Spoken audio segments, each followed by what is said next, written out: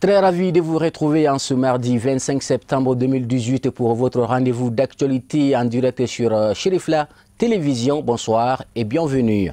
Au lendemain de la fête du 58e anniversaire d'indépendance de notre pays, les organisateurs de l'événement ont mis à profit la journée pour une course de pirogue entre les ressortissants du cercle de Massina.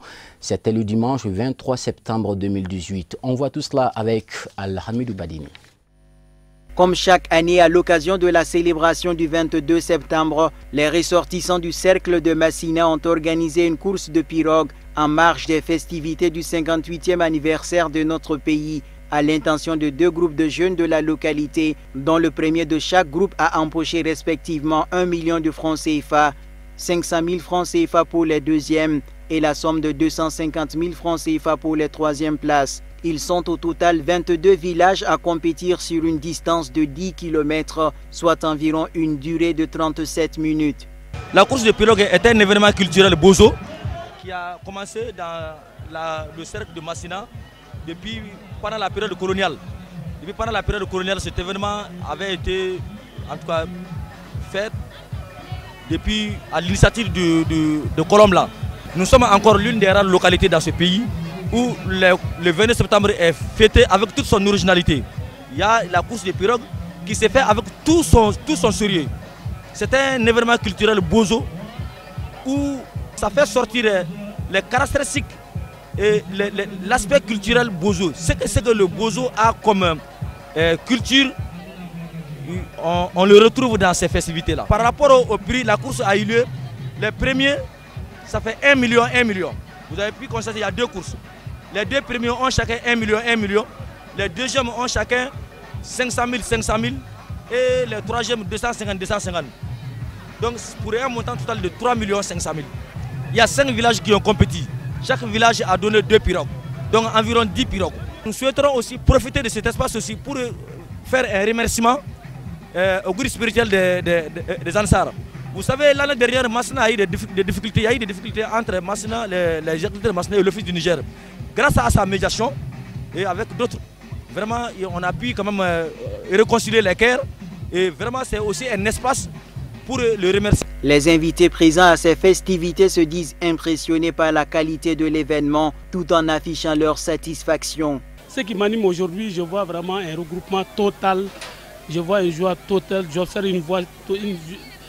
quelque chose de très grandiose, très total au niveau d'ici. Je vois l'engagement de la population du cercle de Massina autour de notre cher pays, le Mali.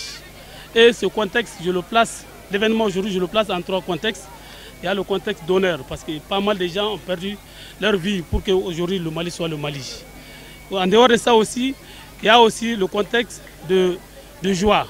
Donc la fête a été belle et très belle. Je vois tout le monde est mobilisé à hauteur de souhait.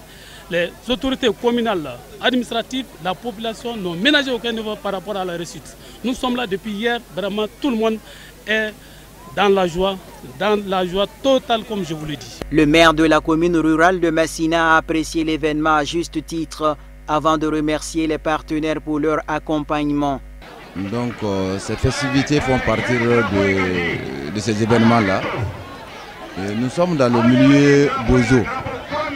La course de pirogue, ça nécessite la cohésion sociale. Et cette année, le thème c'est la réconciliation et la paix. Donc qui dit cohésion sociale, dit le vivre ensemble. Aujourd'hui, toutes nos communautés sont présentes à Massina. Même au-delà du cercle de Massina, beaucoup de gens sont ici pour célébrer l'anniversaire de l'accession de notre pays à la souveraineté nationale et internationale. Et dans ce cadre, je profite de votre micro pour lancer un appel. Je sais que partout au Mali c'est fêté, mais le 22 septembre à Massina c'est vraiment bien fêté, avec toute son authenticité, avec toutes les dimensions. Donc le 22 fêté est mieux fêté qu'à Massina, qu'à Bamako. Et presque dans toutes les capitales régionales du Mali, le 22 septembre est bien fêté à Massina. Mais j'ai l'impression que l'année prochaine, dès maintenant on va commencer à organiser ça. Et on va chercher beaucoup de partenaires, y compris l'État même. Donc, y compris l'État même, pour que la fête soit toujours grandiose. Nous souhaitons que ça devienne un patrimoine culturel. Parce que La course de pirogue, ça ne fait que rehausser la culture bozo. Au-delà même de la cohésion sociale, c'est la valorisation même de la culture bozo. Auparavant, dans la matinée du 23 septembre, plusieurs activités ont marqué la journée, notamment des prestations musicales, des sketchs et des jeux d'enfants relatifs à la paix et à la réconciliation nationale.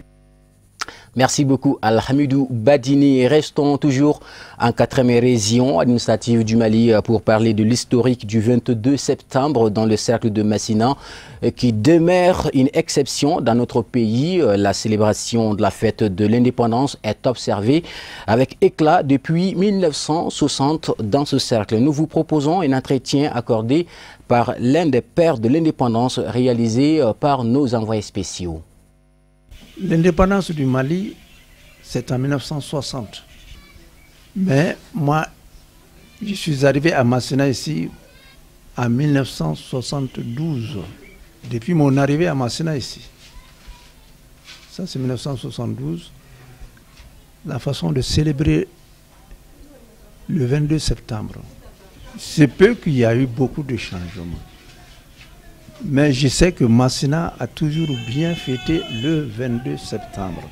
Chaque fois qu'il est autorisé de fêter, parce qu'il y a des années où les circonstances peuvent faire que la nation même n'est pas bien prête pour fêter le 22 septembre. Mais Massina, je sais que Massina a toujours fêté le 22 septembre avec éclat. Les organisations que nous faisons à Massina ici pour fêter le 22 septembre, je sais que tout le monde peut faire chez lui les petits jeux ou faire le défilé. Mais Dieu nous a donné la chance d'ajouter à cela la course des pirogues. Donc le 22 septembre est fêté à Massina comme partout, mais avec plus d'éclat. Parlons toujours les festivités du 58e anniversaire de notre pays où le Mali a célébré avec, comme tous les ans, le samedi 22 septembre 2018, l'anniversaire de son accession à la souveraineté nationale et internationale. Cette année a coïncidé avec la cérémonie d'investiture du président de la République. Les festivités de la commune rurale de Koumantou ont été décalées au dimanche 23 septembre 2018 sur la place public de la dite localité. La cérémonie était parrainée par, comme tous les ans, par le président de l'APECAM, Bakary Togola, et non moins candidat aux élections législatives prochaines dans le cercle de Bougouni. On voit tout cela avec Amadou Kamara. La cérémonie a débuté par la montée des couleurs. Ensuite, le président de l'APECAM, M. Bakary Togola, a donné le coup d'envoi de la course des vélos auquel une cinquantaine de jeunes ont participé pour une distance de 120 km. Moi, j'ai un sentiment de fierté, de satisfaction parce que il y a beaucoup de monde aujourd'hui ici. Grâce à l'appui également de bons citoyens de la commune, à la personne du président de l'APECAM, Bakary Togola. Vraiment, comme vous-même vous le voyez, il y a beaucoup de communes qui sont là. Ça dépasse même une envergure communale. On peut dire même présentement c'est national. Bon, on est très content de ce qui se passe présentement. Oui, on est très content. Prenant la parole, le coordinateur des 35 villages de la commune rurale de Koumantou a salué l'engagement du parrain Bakary Togola à œuvrer pour le développement de la commune. Quant au sous-préfet de Koumantou, il a rappelé le contexte de la célébration du 22 septembre et les difficultés auxquelles sa zone se trouve confrontée, en remerciant tout particulièrement le parrain de cette grande cérémonie mémorable. Une très grande fierté, un moment de commémoration, de partager de communion avec l'ensemble de la population de Koumantou et même au-delà des arrondissements voisins et même des gens qui sont venus d'un peu partout du Mali.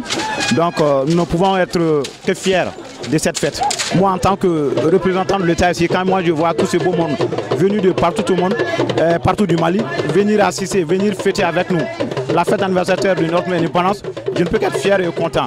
Et tout cela sera grâce à l'accompagnement de la mairie, des bonnes volontés de la commission d'organisation et surtout du parrain de l'événement qui est une des plus représentées dans ce pays-là, le président de la COPECAM à la personne de M. Bakary Togola. Donc c'est grâce à ces bonnes volontés et grâce au parrain de l'événement que chaque année, cette fête est une réussite.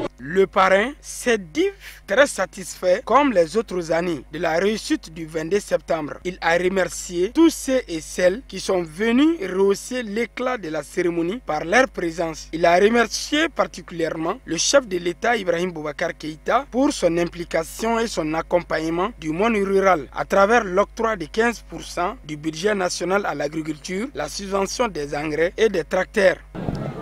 Aujourd'hui, je suis fier de ma commune, très fier même de ma commune.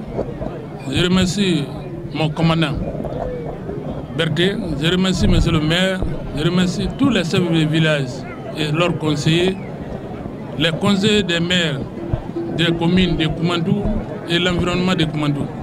Je remercie les préfets, tous ceux qui ont fait le déplacement de Sigasso, de Bougouni, de Bamako pour venir m'accompagner à cet événement. Je remercie mes camarades, mes chers amis, artistes, qui ont fait le déplacement de Sigasso, Bamako, Koumantou pour venir m'accompagner ici. Mes camarades RPM qui sont là, tous les représentants des autres partis qui sont là. Je pense que le 22 septembre pour notre pays, tout le monde doit fêter dans les communes, dans les cercles, dans les régions. Parce que c'est l'indépendance de notre pays. L'indépendance d'un pays, ça veut dire qu'il y a d'autres qui ont donné leur sang pour qu'on soit là aujourd'hui. Et si on doit fêter, j'ai dit partout, depuis que moi je suis au pied, on quittait Niamala à 18 km d'ici, venir fêter ici. Et je n'ai pas vu une fête comme la fête de l'indépendance. C'est Dieu même qui a fait ça. Des pieds au vélo, de vélo au moto, jusqu'à la voiture. Et si aujourd'hui je représente le monde rural, ça veut dire que je remercie le grand Dieu, je remercie mes parents. Rappelons que les 3 premiers de chaque discipline ont reçu chacun une moto et des enveloppes offertes par le parrain Bakary Togola. Vivement le 59e anniversaire de l'indépendance du Mali à Koumantou. Bonne fête à vous tous. Pour honorer leur engagement patriotique, le Centre national de promotion du volontariat au Mali, CNPV, en partenariat avec plusieurs autres associations juvéniles, ont procédé au nettoyage de l'avenue du Mali, lieu qui a d'ailleurs abrité les festivités du 58e anniversaire de l'indépendance du pays. C'était le samedi 22 septembre 2018. Pour plus de précisions avec Samaïra Sanogo. Ils étaient environ 300 jeunes volontaires, hommes et femmes, sur l'avenue du Mali. Le lieu qui a réuni des milliers de personnes pour les festivités du 58e anniversaire de l'accession du pays à la souveraineté nationale. Une manière pour ces jeunes d'apporter leur pierre à la construction de l'édifice national. Cette activité, nous l'avons initiée à l'occasion de la fête anniversaire de notre pays le 22 septembre. Et comme vous le savez, le CNPV, ses volontaires avec ses partenaires se sont engagés après chaque grand événement de nettoyer les lieux des festivités, des cérémonies. Donc c'est pour fêter de notre manière le 22 septembre. Et nous nous réjouissons beaucoup que les jeunes soient mobilisés pour procéder à cette activité citoyenne. J'ai trouvé des volontaires mobilisés, des volontaires nationaux encadrés par le CNPV, le Centre national de promotion du volontariat. Après les festivités du 22 septembre sur l'avenue du Mali, les volontaires se sont engagés à assainir les lieux. Et Dieu seul sait, aujourd'hui il y a beaucoup de déchets sur les lieux. Et c'est une manière pour les volontaires d'exprimer leur citoyenneté, de fêter le 22 septembre l'indépendance du Mali. Et c'est une activité à encourager. C'est un comportement patriotique car il consiste à assainir le cadre de vie du citoyen lambda. Nous sommes l'association des diplômés, initiateurs et demandeurs d'emploi. Notre objectif, c'est de promouvoir l'emploi décent et durable. Mais dans la mesure où la majeure partie de nos activités s'inscrit dans la dynamique du volontariat et à la faveur d'un partenariat que nous avons obtenu avec le CNPV, nous avons jugé nécessaire de nous joindre à cette activité hautement patriotique, n'est-ce pas, pour apporter notre pierre à la construction de l'édifice national et aux activités, n'est-ce pas, d'assainissement et de développement durable. Donc déjà, les membres de AESEC sont des volontaires d'office, donc nous travaillons dans tout ce qui est volontariat et développement social. Donc nous participons à cette activité en partenariat avec les CNPV, voilà, pour en fait promouvoir le volontariat au niveau des jeunes, pour l'assainissement également et pour la propriété de la ville. Signalons que ces jeunes volontaires ne sont pas à leur premier acte du genre et ils entendent pérenniser ces devoirs civiques. Maintenant, direction les États-Unis d'Amérique avec le rendez-vous annuel des diplomaties mondiales qui se passe à New York, aux États-Unis d'Amérique. C'est ce mardi 25 septembre que la 73e session de l'Assemblée générale de l'Organisation des États-Unis s'est ouverte avec la participation de plus de 130 présidents et de gouvernements, de chefs du gouvernement. Un sommet sur la paix s'est tenu hier lundi en marge des travaux de cette Assemblée générale à l'occasion du centenaire de Nelson Mandela. Il est à noter la présence du chef de l'État malien Ibeka pour prendre part aux travaux qui ont démarré aujourd'hui même, bien sûr avec la succession d'interventions à la tribune. On voit tout cela avec Ahmadou Diarra. La 73e session de l'Assemblée générale des Nations unies est marquée à la veille de l'ouverture officielle par un sommet sur la paix à l'occasion du centenaire de Nelson Mandela. La statue à l'effigie de Madiba a été dévoilée en présence des personnalités représentant plus de 130 pays dans la grande salle de conférence à New York. Le secrétaire général de l'ONU, Antonio Guterres, salue la mémoire d'une figure très emblématique en ces termes. Around the world, we would be well served by reflecting on the example of this outstanding man. Aujourd'hui, alors que les droits de l'homme font l'objet de pressions croissantes dans le monde entier, nous serions bien avisés de nous inspirer de cet homme exceptionnel. Nous devons affronter les forces qui nous menacent avec la sagesse, le courage et la force d'âme que Nelson Mandela a incarnée. La semaine de l'Assemblée générale des Nations unies a démarré fort pour les 133 chefs d'État et de gouvernement qui se pressent à New York. Des rencontres bilatérales ont eu lieu, comme entre Donald Trump et Emmanuel Macron, qui ont tenté d'aplanir leurs divergences pendant plus d'une heure. Les dirigeants américains et français ont discuté de la Syrie et de l'Iran, ainsi que des différends commerciaux. Les deux hommes devraient s'exprimer ce mardi à la tribune de l'ONU. Concernant les réfugiés, un grand sujet occupe la France, l'Italie et toute l'Union européenne, à savoir la stabilisation de la situation en Libye, et cela doit commencer par une normalisation politique, comme l'explique la chef de la diplomatie européenne, Federica Mogherini. Les élections doivent être proprement préparées selon un cadre légal et constitutionnel clair. C'est-à-dire que les citoyens doivent savoir pour qui voter, à la fois pour le Parlement et le président. Les conditions de sécurité adéquates doivent être réunies et plus que tout, doit être mis en place un processus politique pouvant conduire au fait que toutes les parties accepteront les résultats des élections. La France a appelé la communauté internationale à exercer une pression maximale avec sanctions à la clé contre tous ceux qui sèment la violence en Libye et empêchent le pays d'avancer vers des élections. Signalons que le chef de l'État malien, Ibrahim Boubacar Keïta, est également présent à New York depuis ce lundi pour prendre part, au même titre que ses pairs du continent africain, à cette 73e session de l'Assemblée générale des Nations unies. Ibeka était aussi présent au sommet sur la paix dédié au centenaire de Nelson Mandela, l'illustre défunt pour lequel Ibeka a tenu un discours des plus élogieux. Ibrahim Boubacar Keïta a rappelé aussi à cette occasion que Madiba restera à jamais gravé dans la mémoire collective pour les grandes valeurs de l'homme qu'il a incarné. Sans transition, voici le reste de l'actualité sur la scène internationale en bref et en images avec la voix de Mariétou Diallo.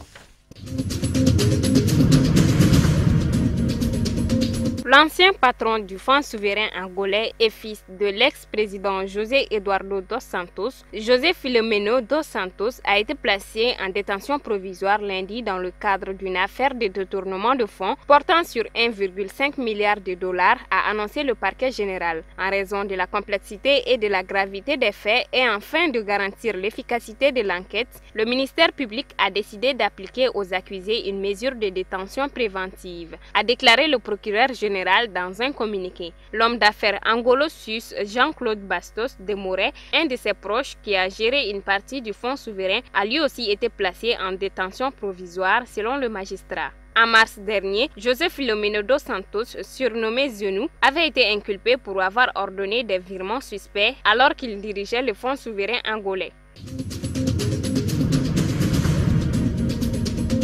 Au Cameroun, la campagne électorale pour l'élection présidentielle du 7 octobre s'est ouverte samedi 22 septembre. Parmi les 9 candidats en lice, 4 se sont distingués entre meetings et diverses manifestations publiques pendant que les autres restent globalement absents. Seules les affiches du candidat Biya étaient visibles sur les artères et grands carrefours de la capitale Yaoundé. À Douala, Maurice Kamto a bravé l'interdiction dont son meeting de lancement de campagne était frappé dans l'arrondissement de Douala 4. Ses partisans estimés entre 3 et 5 000 personnes sont venus l'écouter dérouler son programme de changement dans une ambiance particulièrement euphorique. Joshua Ozich, le porte-flambeau du SDF, a quant à lui choisi un démarrage en douce à travers une caravane qui l'a amené à traverser diverses localités de la région. À Keremouna, le candidat du FPD s'est lui payé le confort de 1500 places du palais de congrès de Yaoundé. Face à soutien et partisans, il a présenté son programme pour une nouvelle république.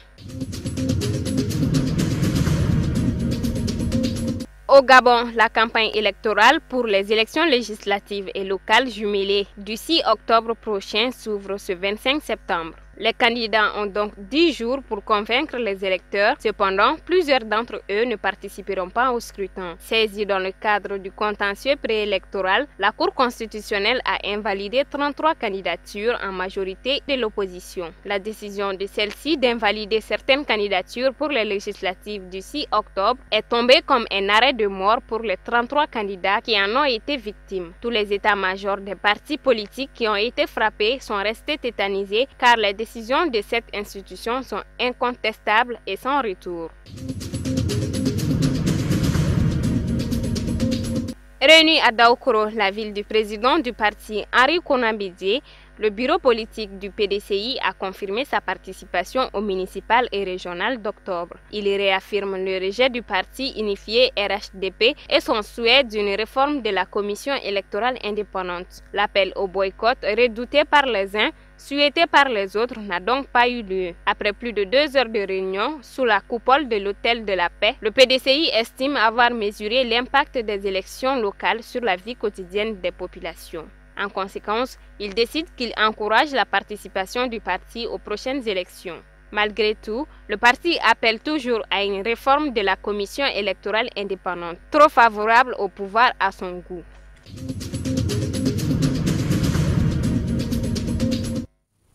Carnet santé de ce mardi, nous vous parlons de l'obésité qui est une maladie chronique et le résultat d'une accumulation excessive des graisses dans l'organisme.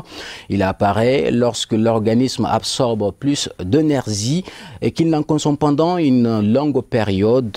Ce problème d'obésité est donc devenu une évidence dans notre société. En effet, la prévalence de l'obésité a doublé au cours des 2 dernières décennies dans pratiquement tous les pays industrialisés et en voie de développement. Tata Touré et Baba Keita pour plus de précision. L'obésité est devenue une épidémie mondiale. Elle se caractérise par une accumulation anormale ou excessive de graisse corporelle qui peut nuire à la santé. Pour caractériser l'obésité, on utilise l'indice de corpulence IMC qui se calcule en divisant le poids en kilogrammes par la taille en mètres au carré. IMC, c'est-à-dire la taille sur le poids au carré. Le poids sur la taille au carré. Le poids sur la taille au carré, c'est-à-dire IMC. Donc, si l'IMC normal, c'est entre 18,5 et 24,9, on dit surpoids si c'est plus de 25, et on dit obésité si c'est supérieur ou égal à 30. Et obésité très sévère, ça aussi, c'est supérieur à 40. Donc c'est ça l'obésité. Lorsque l'on tente de comprendre pourquoi l'obésité est si répandue, on constate que les causes sont multiples et ne reposent pas uniquement sur l'individu. Les gouvernements, les municipalités, les écoles, le secteur agroalimentaire portent aussi une part de responsabilité dans la création des environnements favorables à l'obésité. Alors les causes, il y a les causes génétiques, comme si on a des obèses dans la famille, les parents, les frères, les sœurs, il y a ça. Il y a aussi l'obésité qui est constitutionnelle depuis l'enfance. On peut grandir avec son obésité. Il y a aussi les obésités secondaires, comme d'autres maladies endocriniennes, l'hypercortisisme et autres pathologies endocriniennes qui peuvent entraîner l'obésité. Donc voilà les étiologies de l'obésité. L'obésité peut accroître le risque de plusieurs maladies chroniques. Les problèmes de santé commenceraient à se manifester après environ 10 ans d'excès de poids. Les complications sont fréquentes parce qu'il y a souvent, on dit, il y a l'accident vasculaire cérébral, il y a les cataractes qui sont plus fréquentes chez les obèses que les non-obèses. Il y a aussi les complications pulmonaires qui sont les ronflements quand on dort. Il y a ce qu'on appelle l'apnée du sommeil, plus fréquent chez les obèses. Il y a aussi les complications cardiovasculaires comme l'hypertension artérielle, comme l'infarctus du myocarde, comme mort subite, il y a tout ça. Donc, il y a aussi des complications métaboliques comme le diabète, comme la dyslipidémie. Tout ça, c'est des complications liées à l'obésité. Il y a aussi les arthroses, il y a aussi les pancréatites, il y a aussi les calculs de la vésicule biliaire, il y a aussi les stéatoses hépatiques, il y a les thrombophlébite des membres inférieurs qui sont plus fréquentes chez les obèses que les non-obèses. Il y a aussi les pathologies osseuses comme les arthroses et autres articulaires. Donc l'obésité, c'est une pathologie vraiment qu'on doit craindre et qu'on doit prendre en charge très rapidement. Il y a, chez nous au Mali, souvent on pense que l'obésité, c'est un signe de richesse. C'est un signe d'être bien nourri ou d'être en bonne santé. Non. Quand on prend l'obésité en tant que telle comme définition, c'est une malnutrition. Malnutrition, il y a dénutrition, il y a obésité. Donc, c'est une maladie et non un signe de richesse. Il y a aussi, mais on peut traiter. Qui se sent obèse va consulter un médecin. Ce n'est pas dans la rue où on m'a dit de consommer des citrons, on m'a dit de consommer ces produits. Non. Il faut qu'on arrête tout ça. Les maladies se traitent dans les hôpitaux ou bien dans les centres de santé. Partez dans les centres, vous voyez des médecins. Si ce n'est pas sa spécialité, il va vous référer à un autre médecin qui va s'en occuper. Parce que chaque malade est un cas particulier. Chaque maladie a un traitement spécifique. Ce n'est pas parce que l'autre a pris un médicament que tu es obligé de prendre, non. L'autre peut être dans un point que toi, tu n'es pas là-bas. Donc, les conseils que je donne aux gens, c'est qu'il ne faut pas trop rendre obèses nos enfants. Nous-mêmes, ne mangeons pas trop gras, trop salé, trop sucré. Pratiquons l'activité physique de façon régulière et vraiment donnons-nous des bons conseils l'un à l'autre pour qu'on puisse éviter des maladies métaboliques, cardiovasculaires et autres maladies graves liées à l'obésité. La base du traitement consiste à changer de mode de vie en modifiant son régime alimentaire et en exerçant une activité physique. Sport, avant de boucler votre journal, la 4e édition du semi-marathon de l'association sportive de Calaban ASA a été remportée par Sidi Sidibé du club Bakara. C'était le dimanche 23 septembre 2018 à Calaban, Nerekoro. Reportage Youssouf Koulibaly et Draman Mali. Le général adjoint de la police nationale est placé sous le thème sport, facteur de la cohésion et de la fraternité.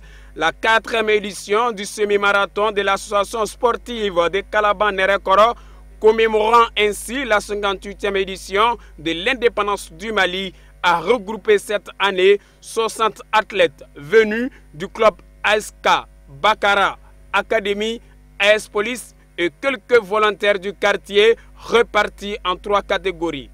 Ainsi, en catégorie filles, sur 18 partantes pour une distance de 5 km, soit de Nerekoro à la 5e plaque de Garantigui-Bougou, Aminata Samake et Fatoumata Ikoulibaly de l'ESK sont arrivés respectivement première, 2e, puis la 3e place a été occupée par Fatoumata Traoré de l'Académie.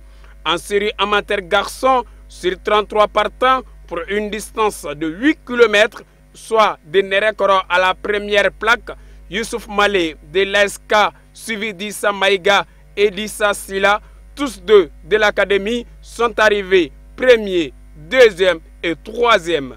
Le point culminant de la soirée a été l'épreuve des marathoniens professionnels. Sur 8 partants pour une distance de 12 km, Siri Sidibé du club Bakara pulvérise ses adversaires et franchit la ligne d'arrivée à la première position.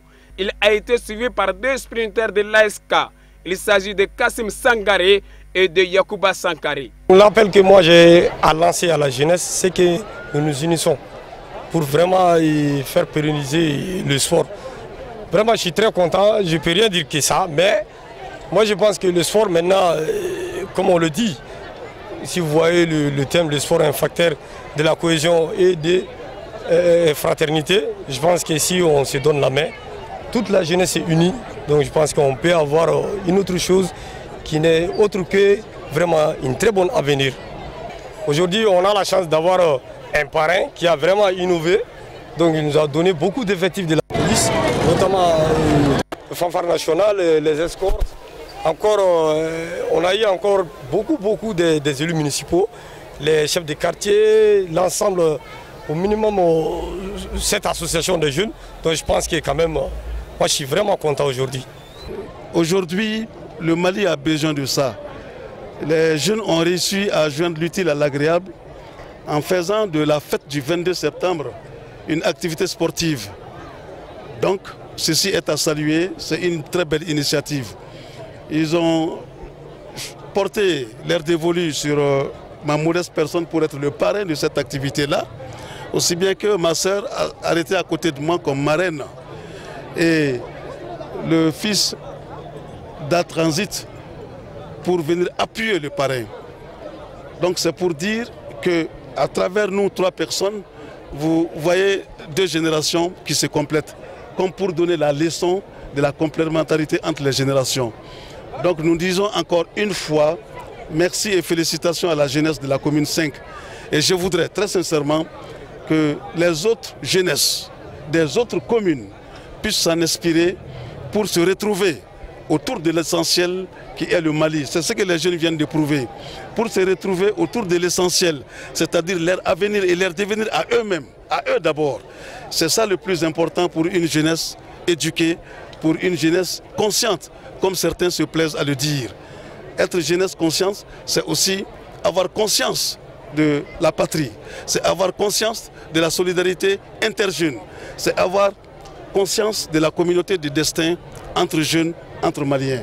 Pour leur sens élevé et leur soutien envers les structures juvéniles, le parrain et la marraine ont eu droit à des cadeaux symboliques.